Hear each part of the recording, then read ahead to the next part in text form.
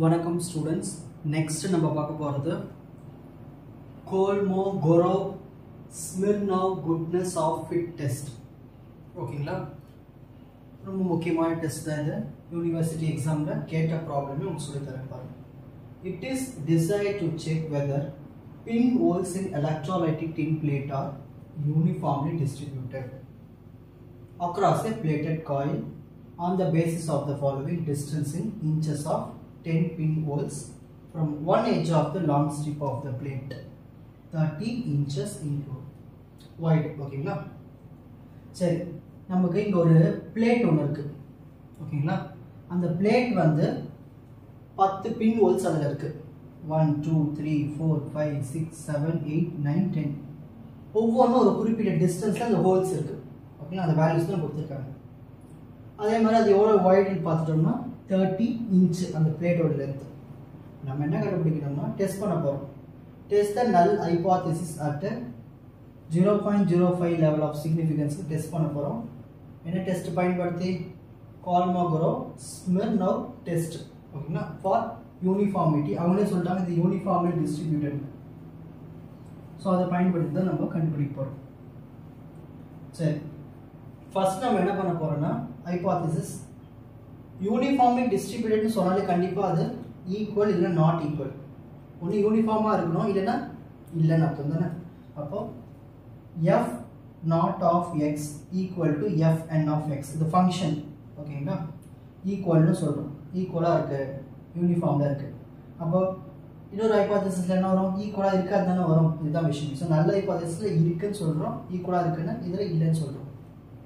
So first அந்த ஹைபோதேசிஸை set பண்ணி வச்சு நெக்ஸ்ட் ஸ்டெப் 2 நம்ம என்ன பண்ணணும்னா டெஸ்ட் ஸ்டாட்டிஸ்டிக்ஸ், அந்த டி வேல்யூவை கண்டுபிடிக்கணும். அதை கண்டுபிடிக்கிறதுக்கு நிறைய ஸ்டெப்ஸ் இருக்கு. ஸோ ஃபர்ஸ்ட் நம்ம அதுக்கான ப்ராபபிலிட்டி டென்சிட்டி ஃபங்க்ஷனை கண்டுபிடிக்கணும். இது என்ன டிஸ்ட்ரிபியூஷன் சொல்லிட்டாங்க? யூனிஃபார்ம்லி டிஸ்ட்ரிபியூஷன் சொல்லிட்டாங்க. டின்னு பிளேட்டு எவ்வளவு வைடாக இருக்கு? 30 இன்ச்சு. ஓகேங்களா, அப்போது ஒரு டின்னு பிளேட் 30 இன்ச் வரைக்கும் நீளமாக இருக்குன்னா அப்போ ஸ்டார்டிங் என்னவாக இருக்கும்? 0வாக இருக்கும். எண்டிங் வந்து 30.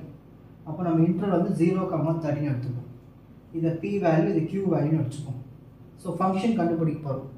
ஸோ ஒரு யூனிஃபார்ம் டிஸ்ட்ரிபியூஷனுக்கு 1/q - p தான் ஃபார்முலா. ஸோ 1/qன்னு இருக்கு 30, pன்னு இருக்கு 0. 30 - 0ன்றது 1/30. இதோட இன்டர்வல் வந்து 0லேருந்து 30. அதான் இப்படி எழுதிருக்கு. ஸோ எஃப் ஆஃப் எக்ஸ் கண்டுபிடிச்சாச்சு. நெக்ஸ்ட் குமுலேட்டிவ் டிஸ்ட்ரிபியூஷன் ஃபங்க்ஷன் கண்டுபிடிக்கணும். அதுக்கு F naught of X formula பாருங்க, -∞ எக்ஸ் வரைக்கும்.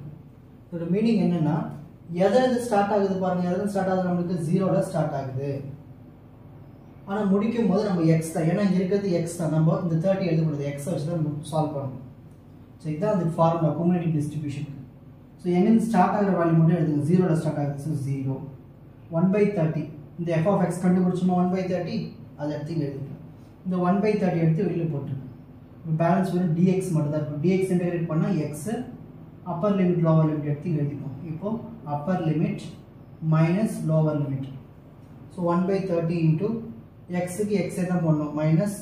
இப்போ எக்ஸுக்கு 0 அப்ளை பண்ணணும். Upper limit minus lower limit. எக்ஸில் 0 போயிடுச்சுன்னா எக்ஸ். அப்போ X into 1/30 x/30. Next F naught of X, இது வந்து ஒரு இன்டர்வல் ஃபார்மேட்டில் எழுத போகிறோம். இங்கே பாருங்கள், -∞ +∞ போட்டுட்டு நம்ம 0 to 30க்கு என்ன ஆன்சர் கிடைச்சது? x/30. அதுதான் இதை கண்டுபிடிக்கிறது தான் நம்ம எக்ஸை வச்சு போட்டுக்கிட்டோம். ஸோ 0லேருந்து அந்த 30க்கு நம்மளுக்கு இதை பயன்படுத்தி நம்ம ஒரு ஃபங்க்ஷன் கண்டுபிடிச்சிருக்கோம், வேல்யூ x/30. அதை எடுத்து இந்த சென்டரில் எழுதிக்கணும். ஸோ ஒரு யூனிஃபார்ம் டிஸ்ட்ரிபியூஷனில் ஸ்டார்டிங்கில் எப்பயுமே 0, எண்டிங்கில் எப்பயுமே 1 அந்த லிமிட். அப்போ நம்ம என்ன எழுதுவோம்? இது வந்து 0க்கு இந்த பக்கமாக தானே இருக்குது, லெஸ். ஸோ எக்ஸ் < 0க்கு ஆன்சர் நம்ம 0ன்னு எழுதுவோம். 0லேருந்து 30க்கு வந்து x/30ன்னு எழுதுவோம். 30க்கு மேலே இருக்கிறது, அதாவது > 30க்கு 1 எழுதுவோம். ஓகேங்களா, இது நார்மல். ஸோ இதுக்கு நம்ம வந்து n வேல்யூஸ் கண்டுபிடிக்க போகிறோம். இப்போ n வேல்யூ செக் பண்ண போகிறோம். ஸோ n வேல்யூ செக் பண்ணணும்னா முதல்ல இந்த fn ஆஃப் எக்ஸ் கண்டுபிடிக்கணும்னா முதல்ல எத்தனை சாம்பிள்ஸ் இருக்கு பாருங்க, எண்ணி பாருங்க. 1 2 3 4 5 6 7 8 9 10 இருக்கு. அப்போ சும்மா ஒரு கான்ஸ்டன்ட் வேல்யூ கேன்னு ஒன்று வச்சுக்கிட்டு கே கான்ஸ்டன்ட் சொல்ல முடியாது ஒரு ஃபேக்டர் மாதிரி. ஸோ கே மேலே வச்சுக்கிட்டு பை 10. ஸோ 5 இருந்தால் 5, 7 இருந்தால் 7 அந்த மாதிரி. ஸோ இங்கே 10 இருக்குது. So K by 10. So K values வந்து நம்ம 1 வந்து 10 வரைக்கும் வச்சுப்போம். இது வந்து ஆர்டர் மாதிரி, ஃபர்ஸ்ட்டு செகண்ட் தேர்ட் அந்த மாதிரி. இப்போது டி வேல்யூஸ் நம்ம கண்டுபிடிக்க போகிறோம். அதுக்கு முதல்ல கே வேல்யூ வந்து எதுக்கு எடுத்துக்கிறோம், 1லேருந்து 10. நம்பர் ஆஃப் சாம்பிள்ஸ் 10 சாம்பிள்ஸ் தானே, அது ஆர்டராக எழுதிக்கங்க. எக்ஸ் வேல்யூ உங்கள் கொஷினில் கொடுத்துட்டாங்க, அதை எடுத்து ஆர்டராக எழுதிக்கணும். 2.4, 4.4 இருக்குங்களா, இங்கே இருக்குது. இதோ 2.4, 4.4 இந்த மாதிரி ஆர்டராக நம்ம என்ன பண்ணணும்னா எழுதணும். ஸோ எக்ஸ் வேல்யூஸ் எல்லாத்தையும் எடுத்து அசெண்டிங் ஆர்டரில் எழுதிக்கணும். சின்ன நம்பர்லேருந்து பெரிய நம்பர், ஓகேங்களா, அந்த மாதிரி தான் எழுதணும். ஸோ கொஷினை பார்த்து எழுதியாச்சு. இப்போ நெக்ஸ்ட் நம்ம என்ன பண்ண போகிறோம்னா f0 ஆஃப் எக்ஸ் கண்டுபிடிக்க போகிறோம். அது ஒன்றும் இல்லை, இந்த எக்ஸ் வேல்யூ எடுத்து இங்கே எழுதிக்கணும்.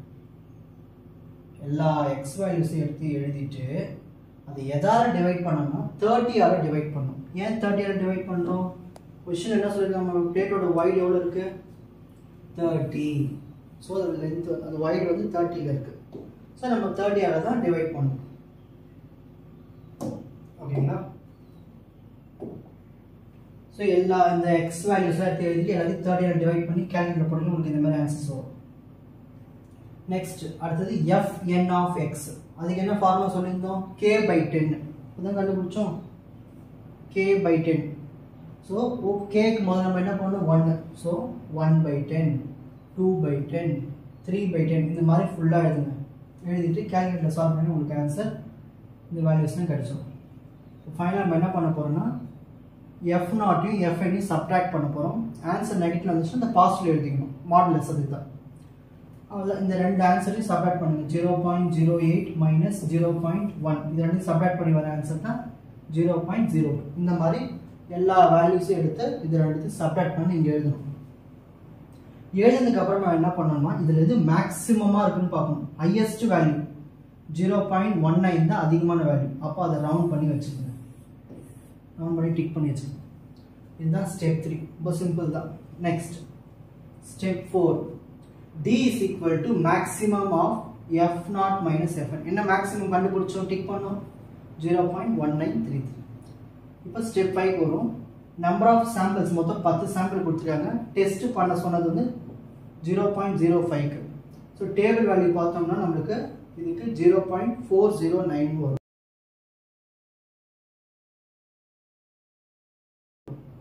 ஓகேங்களா. இப்போ ஸ்டெப் 6, நம்ம டேபிள் வேல்யூ வந்து 0.409, நம்ம கண்டுபிடிச்ச டி வேல்யூ வந்து 0.1933. டேபிள் வேல்யூ விட நம்ம கண்டுபிடிச்ச வேல்யூ ரொம்ப சின்னது. அதை நம்ம என்ன பண்ணோம்னா நல் ஹைபோதீசிஸை அக்செப்ட் பண்ணிப்போம். அப்போ கன்ஃபார்மாக அந்த ஹோல்ஸ் எல்லாமே யூனிஃபார்மில் டிஸ்ட்ரிபியூட் ஆகிடுன்னு ஒத்துப்போம், ஓகேங்களா. இப்போ ஸ்க்ரீன்ஷாட் டைம்.